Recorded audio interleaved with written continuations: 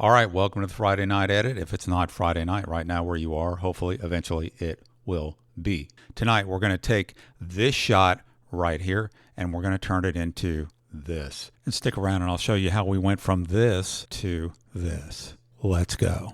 All right, so let's get going. This is easy, guys. We're just going to use masks today, and I'm going to use 3 masks to get this done. But the first thing I'm going to do is I'm going to retouch this model, and I'm going to use one of my presets called Retouch Skin, Eyes, Hair, Heavy, and boom, just like that, we've got her retouched. You can check out my presets at my website linked below. Next step, we're going to create our masks in order to end up with something similar to this image, okay?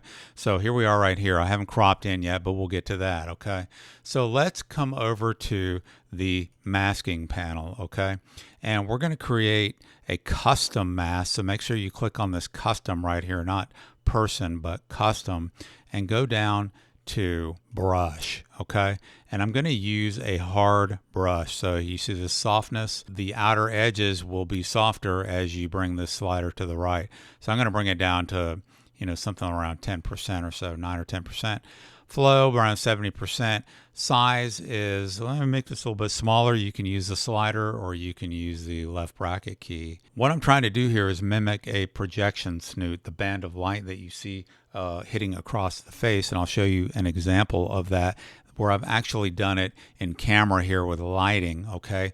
This is that band, and I've also got gels hitting her on the right and left side. So let's create the band of light across the eyes, and to do that I'm just going to swipe from left to right. Boom, just like that. Doesn't have to be perfect. I kind of wish it was straighter, but that's all right. So we've got our band here. This is not actually color. This is just signifying where the mask is. Let's go down to, we're still in the mask now. Don't go clicking around. Stay in the mask. Go to exposure. Bring that up, right? This is our light that's going to be hitting her. Maybe we even bring it up even brighter, and it looks horrific. So let's make it not look horrific, and let's get out of the mask and go to the color adjustments panel. And now anything we do in here is adjusting the entire image, not the mask, okay? So we're going to take the exposure of the entire image, including the mask, and bring it down until the strip of light is properly exposed. And now she is actually underexposed, right? So now we have this strip of light hitting her across here. So maybe still a little bright. We'll bring it down just a little bit. And now we've got something that looks a little moody, right? We've got a little strip of light going across her that's hitting her across the face. That's pretty neat. Let's do mask number 2, okay? Go back to the masking panel over here. Let's do custom again. We'll do create mask. And this time I'm not going to use the brush. I'm going to use a linear gradient. That's this one right here. And I'm going to drag in from the right side. Now what am I doing here? I'm going to create a mask that brings in one color from the right side, and then I'm going to do this again on the left side and bring in another color, okay? So this is color number 1. We'll bring it all the way, let's bring it all the way over here like that, because you can see it's going to cover mostly the left side and fade off, right?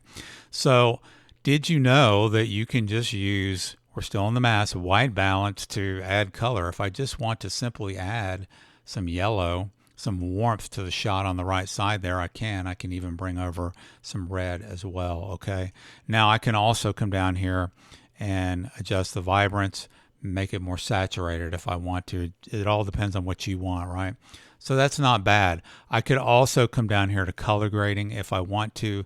This is probably more in the highlights. So we come over here to these yellow oranges here, and then we bring this middle part here, and we can move it to the outer edge just like that and give it even more saturation.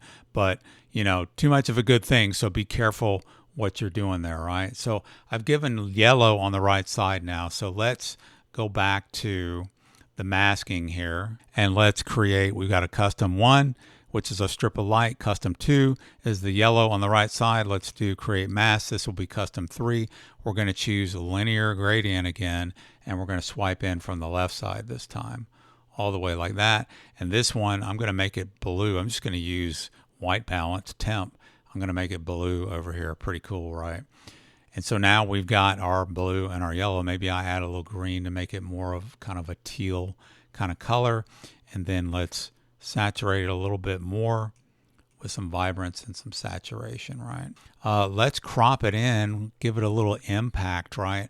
I'm going to go to 4.5 crop, bring this up here like this, cropping again for impact, like I said. Maybe we bring it something, and boom, look at that. So we went from that, is how we started, uncropped, right? And we ended up there. Really easy. I mean, just using mass, really easy process. Looks like we went a little extra on the lighting. I'm pretty happy with that. So how do you think we got this image after seeing the first image? Would you guess masks again? You'd be right. Just go to masks, radial gradient, just like the last time, but this time we're not using the brush, right? We're going to do this radial gradient right here, and we're going to bring it into position right here. What did we do last time? We came down here and we just cranked up that exposure because we're trying to mimic a light. Just like that. Looks horrific. Go back out to our color adjustments panel to adjust the exposure of the entire image, right? Under basic, come to exposure. We'll bring the exposure down, and look at that. Now we've got the spotlight effect. Now, how do you think I did the backdrop? We'll do the radial gradient, and I'm going to try to size this thing just about the size of the other one, just like that. Now I'm going to hit invert. Now everything outside the circle is what's going to have impact here, and then I can do the temp, and I can start making things blue and green, and we get that effect right there. And we can bump up the saturation, the vibrance of that background, just like that. And now we've got a spotlight image with some color on the background. We can come over here to our presets. I can do a retouch preset, retouch skin, eyes, hair. That's going to come in there and retouch her skin. I can also do makeup if I wanted to add a little makeup, maybe do a little ice blue light to go with the background, and boom, look at that. We've got makeup on her. We've got a spotlight, and we got color on the background. What else could you ask for? So that's my creative edits in Evoto AI using masks. What did you guys think? Leave a comment below. Definitely, if you liked it, you enjoyed this video, give it a like, subscribe if you want to see more. Thanks for hanging in there and watching. Have a good one.